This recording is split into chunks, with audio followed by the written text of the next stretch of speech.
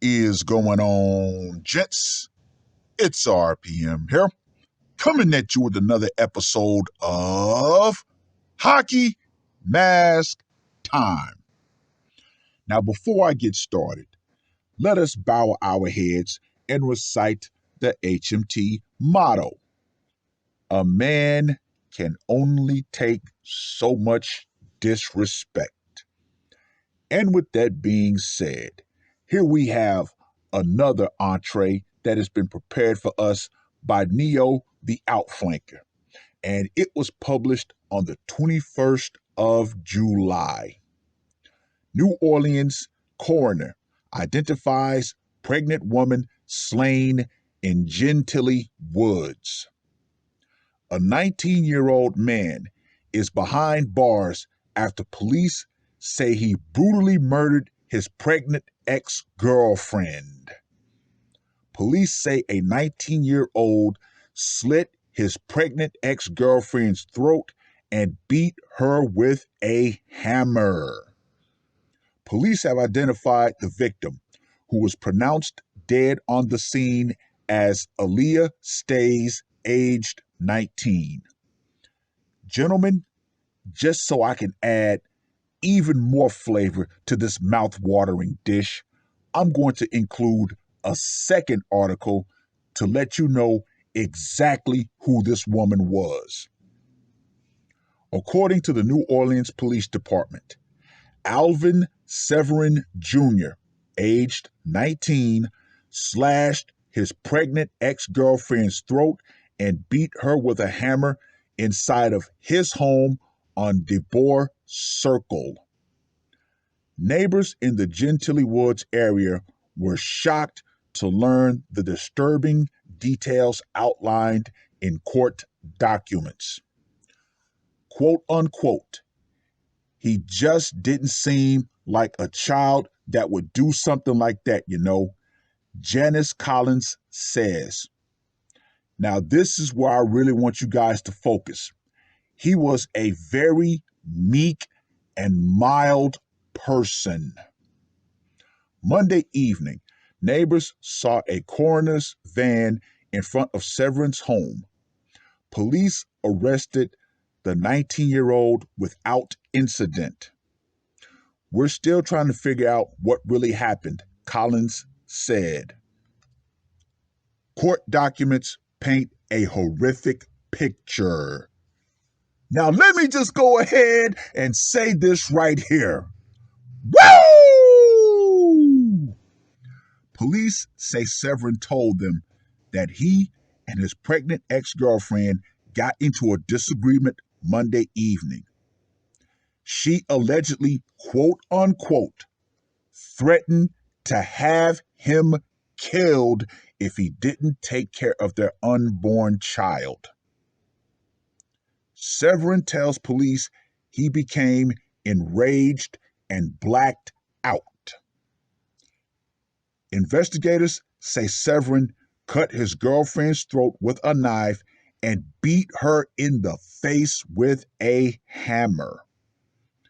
Oh my God, neighbor Jocelyn Hayes said when she learned of the details. Quote unquote, he had to have had a mental breakdown. If this is supposed to be his baby and all that, he was probably shocked, and that was because the family had no kind of scandals or anything. Police say Severin carried his dead girlfriend's body to the backyard near a shed. He claims he regained consciousness when his grandmother came home and found the body. When police told him that his girlfriend was dead, Severin reportedly said, quote unquote, he didn't mean to kill her. I am not a killer. This child just graduated from high school, just started working at everything, Hayes says. He was friendly when he passed by. He would blow and wave at us when he would see us outside, Collins says. We're shocked. Severin and his grandparents lived in the home, and neighbors never noticed any sign of trouble. Everyone is like a close-knit family, and we look out for each other, Collins says. We've been in this neighborhood for 45 years, and for something like that, it's just a tragedy. Severin is facing one count of second-degree murder. A judge set his bond at $750,000 on Tuesday. My. Mm, mm, mm.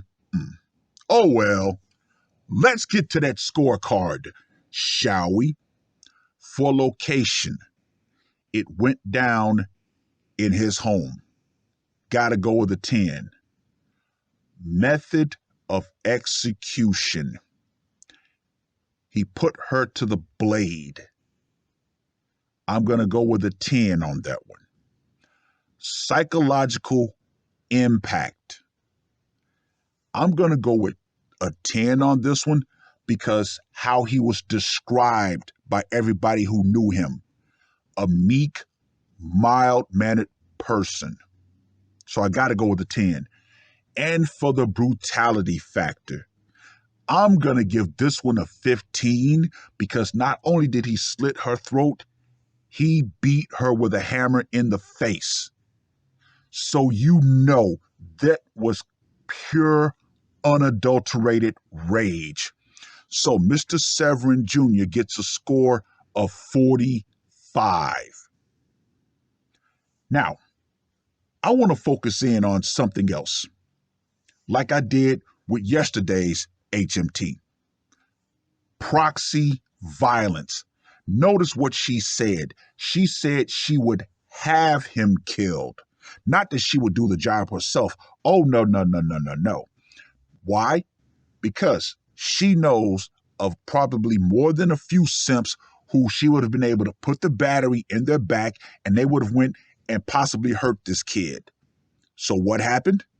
Well, when she told him that, he blacked out. Ironic, isn't it? Some of the most ruthless killers can be some of the most ordinary people. So what happened?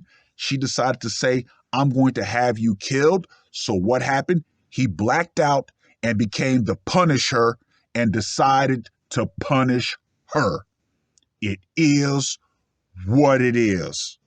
Ladies, good, mild-mannered people will become the most vicious, stone-cold killers when pushed beyond a certain point.